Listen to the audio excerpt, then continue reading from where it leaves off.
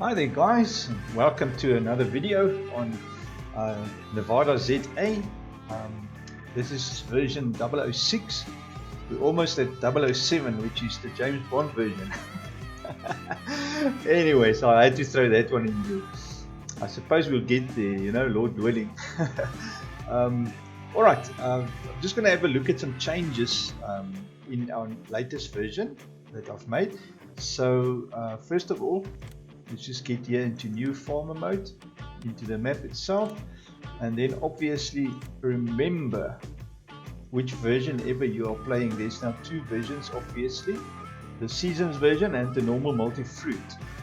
So if you're using the multi-fruit, which I'm starting up now, you must remember to disable your seasons mod. I can just get to it, it's under S obviously, there it is.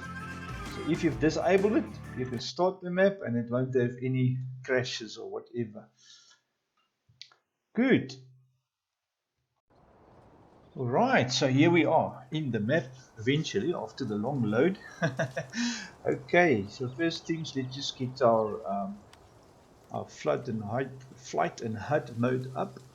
And what else are we going to need? I suppose that's alright. We can get the max speed obviously. Okay, so if we want to fly and check out the map, it will be nice and fast. Alright, some changes. One of the things I've done, I've made this little waterfall much more realistic. It was too big and too noisy. I've totally changed the volume on that. It was very overpowering. That is all done and sorted out. Next up, let me quickly think. Oh yes, the signs. I've removed most of these green signs. Only the essential ones I've left, like the ones that says free water here. I haven't removed those, but all the other ones I have taken out of the game. The ones that was here, you know, blocking, showing all the directions. So there's no more direction signs. I think even the one for the farm itself, I also removed that. Yep, it was there. It's not there anymore. Good. All right. Then the other things I've done, I've added forests. I've filled up all the forests now with trees. I believe we've got, I think, about 5,000 trees now. I left this area here open for, because it's not fairly flat here, so you can build your own forestry stuff here or have place, but obviously you have to cut yourself away in to the nearest road. If that little area there is too small at the forestry station, then you can go for that. Right, and then the next addition I've added to the map is obviously the quarry. Our 4x4 route and all that is still exactly the same, nothing has changed. And this place where you can have the little drags up the hill or down the hill, doesn't matter, whichever you want to do, it's all the same. I've added the lime quarry here, so you can come here and have some lime. You obviously need to bring your own front end loader to load it up. That's it. That's it for that there. Right. I must say, I think the map is coming on slowly, but very nice indeed. All right, let's just jump into a vehicle. Let me show you the mud. That's another thing that we've added.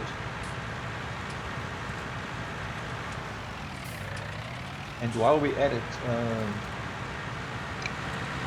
let me just check the field info. I haven't checked the field info yet, but I've added the mod for more field info.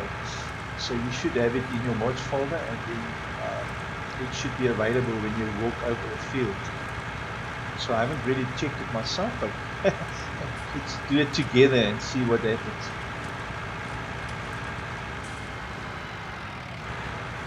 Right, so here we are at the field. So if we jump out now, we should get that field. Yes, there it is. So you've got your yields, potential harvest quantity, potential yield, and land area, and needs lime. Very, very nice. So that is all additional info which we never had. So it's all there now. Right, and then the mud, I want to show you this mud, how the mud works. There's not mud all over the map.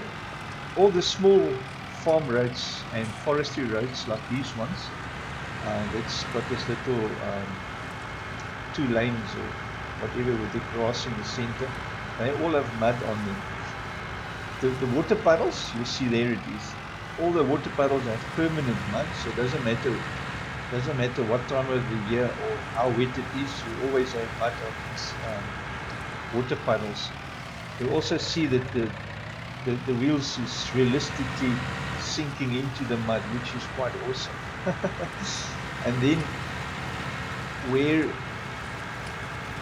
there is what do you call it, where the mud is not permanent, but there is mud here. I've added mud to this areas on these small farm roads. Let's just quickly get to our info panel. Let's just get some rain going. Rain, let's see how long that will take. Missed it now. It's something like 120 minutes. So yes, we will just forward the time a bit. Let's just forward the time a bit. So we get to some rain. You'll see that there is no, at the moment there is no mud here. I'm driving no mud. So we should have mud here as soon as it starts to rain, or as soon as the ground becomes wet enough, then we'll have some mud here. Just want to get my time a bit faster. There's the rain coming.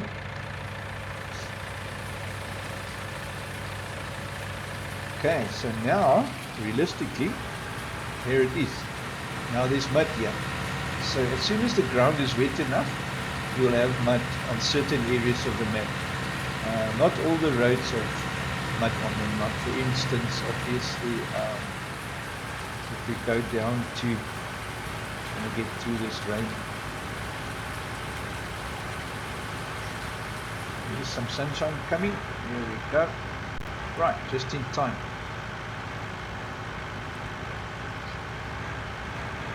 So as soon as the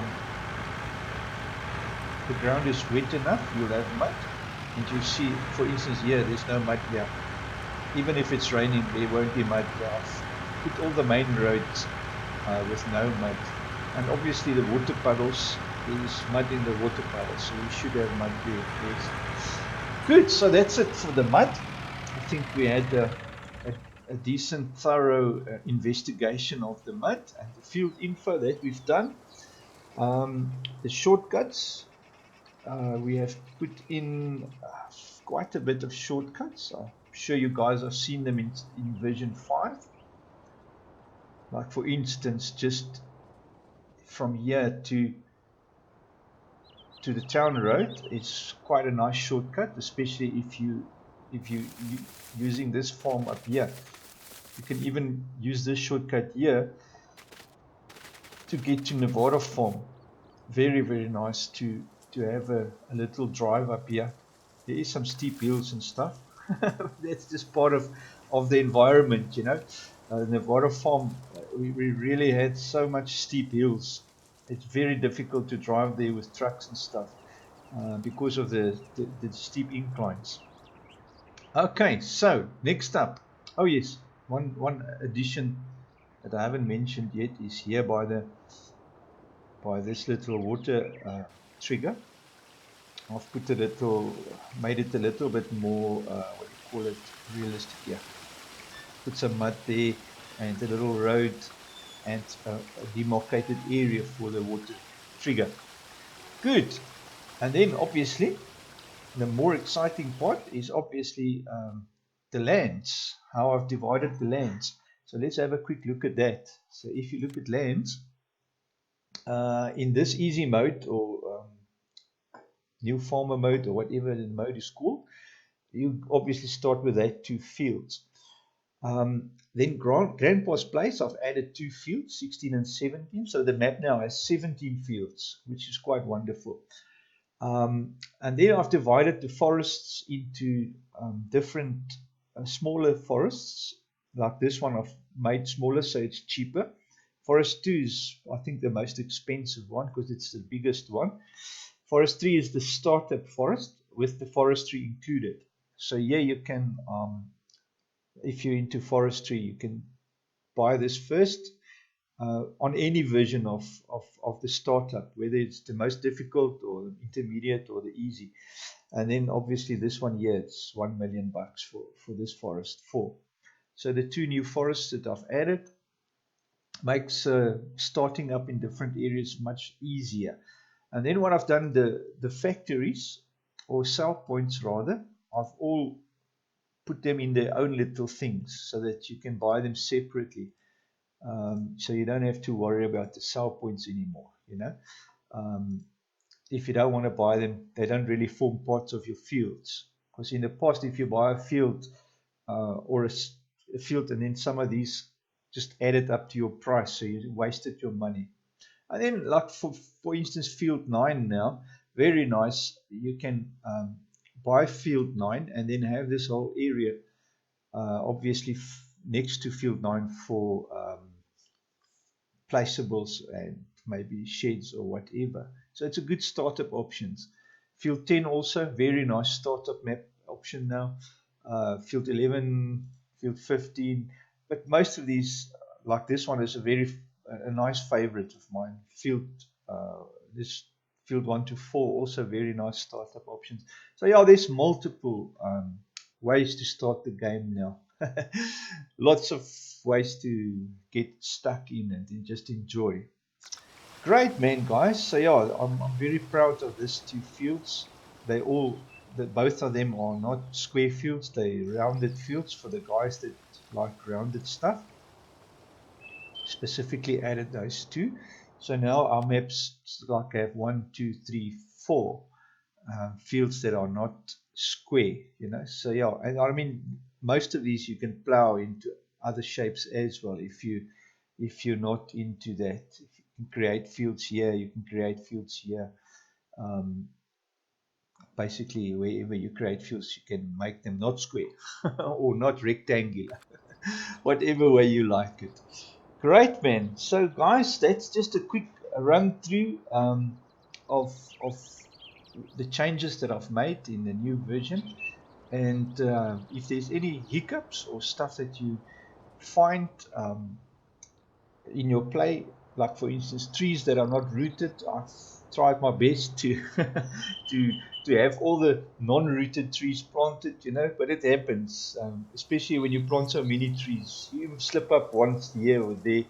I've walked around the forest for many minutes trying to find all the unrooted trees, and I found a lot and I've planted them all properly. So yeah, if there's one or two, please just send me the coordinates here on your little mini map at the bottom left. You can see the coordinates. If you find a tree, just do me a favor and just send it to me via the post or the blog or an email, any way you would like. And I really appreciate that, man. And feedback's also welcome. If there's ideas or stuff that you think needs a bit of TLC, then yeah, let me know. Thanks, guys, for watching, and I'll catch you next time. Farmer Bob saying cheers.